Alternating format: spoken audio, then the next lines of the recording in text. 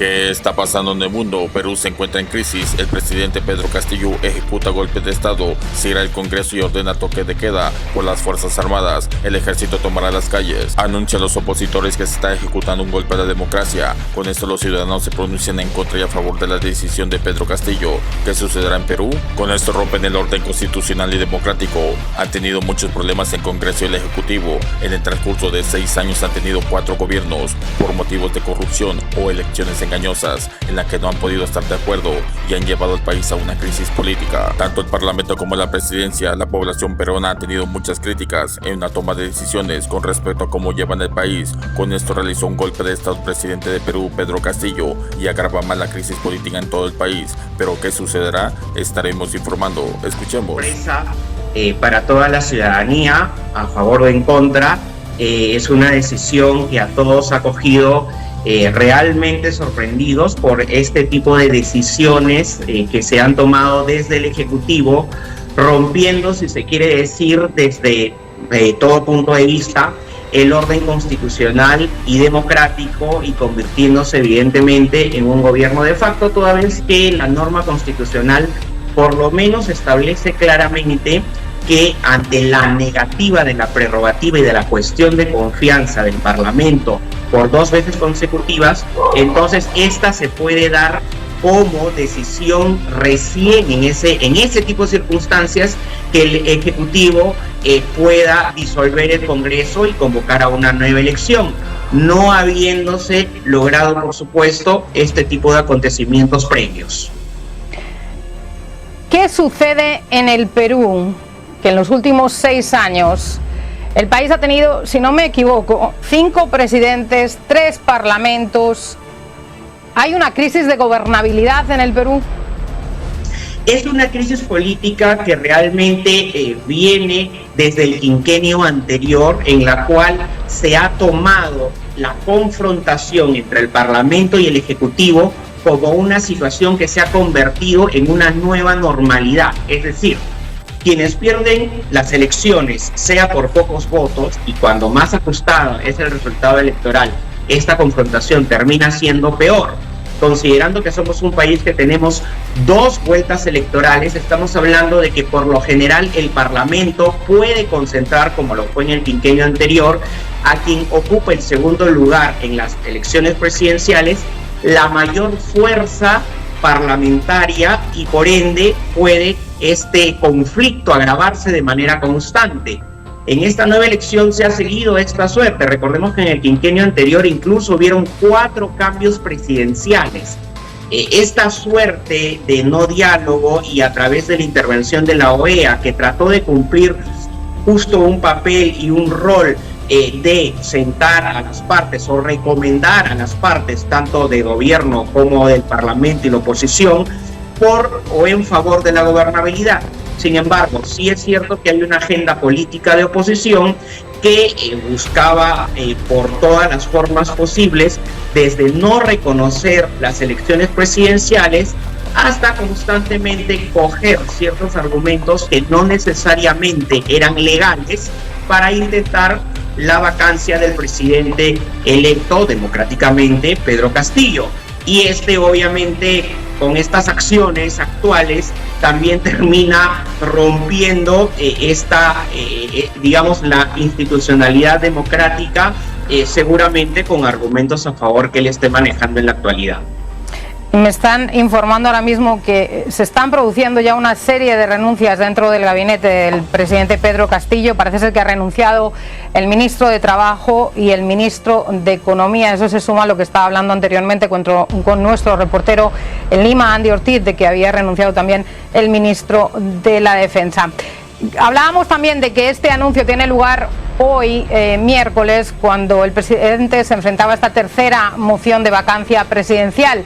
El futuro del presidente Castillo estaba en manos del Congreso, pero el Congreso peruano es otra de las instituciones que ahora mismo tampoco contaba con el apoyo o con la popularidad del pueblo peruano. Es una de las instituciones que estaban en entredicho ahora mismo en el Perú.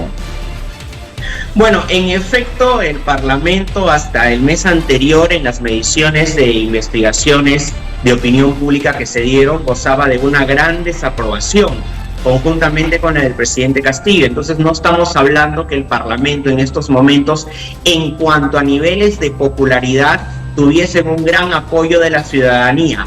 De hecho, están mencionando diferentes analistas que este tipo de situaciones conlleva al descrédito de la clase política, e incluso había una corriente de opinión en que se vaya tanto el Parlamento como el presidente de la República. Ahora mismo el país está dividido porque al final del día lo que hacen estas fuerzas, tanto parlamentarias como del Ejecutivo, es estar priorizando la agenda política de sus partidos políticos y de sus propios grupos de intereses, y no precisamente la agenda social por la cual fue el mercado electoral que terminó votando por los políticos, tanto de oposición como de gobierno.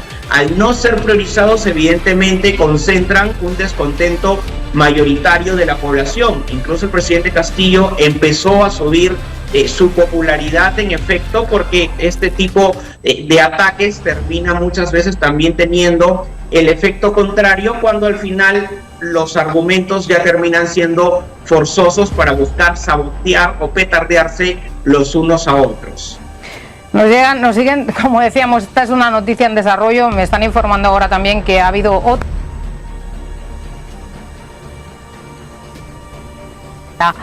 ¿Qué papel van a jugar las Fuerzas Armadas peruanas en este momento en el Perú? Bueno, de hecho juegan el papel más importante porque son las fuerzas del orden en las cuales el Ejecutivo tiene como herramientas para organizar este tipo de tomas de poder o de control del Parlamento, o en este caso para establecer los toques de queda. Este tipo de situaciones no son posibles si es que no tienen el apoyo de las Fuerzas Armadas. Lo que se sabe también es que normalmente no hay un criterio unificado entre las Fuerzas Armadas, pero seguramente en los altos mandos de estas Fuerzas Armadas ya se tomó este trabajo de poder haber tenido conversaciones o tratos previos para poder tener el control. De lo contrario, este tipo de situaciones no tendrían sostenibilidad para el Ejecutivo. El presidente obviamente ha hablado de que va a convocar elecciones. Constitucionalmente, ¿cuán pronto puede convocar elecciones? ¿Y los órganos electorales van a apoyar al presidente en esta convocatoria de elecciones?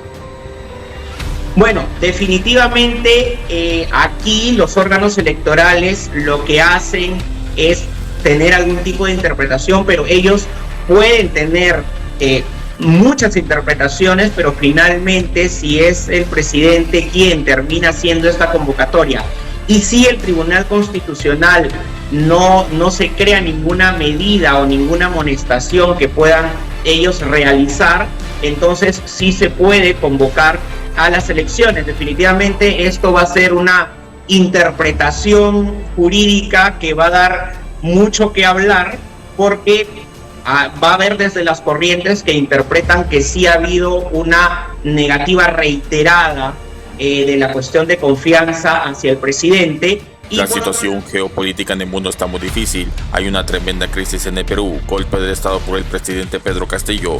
Rompe el orden constitucional democrático del país. ¿Qué sucederá? ¿Quién es Alexander Lukashenko? ¿Cómo llegó al poder y tiene todo el apoyo total de Rusia en lo económico y militar? Te invito a ver el video. Estados Unidos presentó su nuevo bombardero nuclear B-21 Raider con la última tecnología y su capacidad de ser invisible. No te pierdas próximos videos. Suscríbete y escribe tus comentarios cómo ve la situación y activa la campanita. Gracias.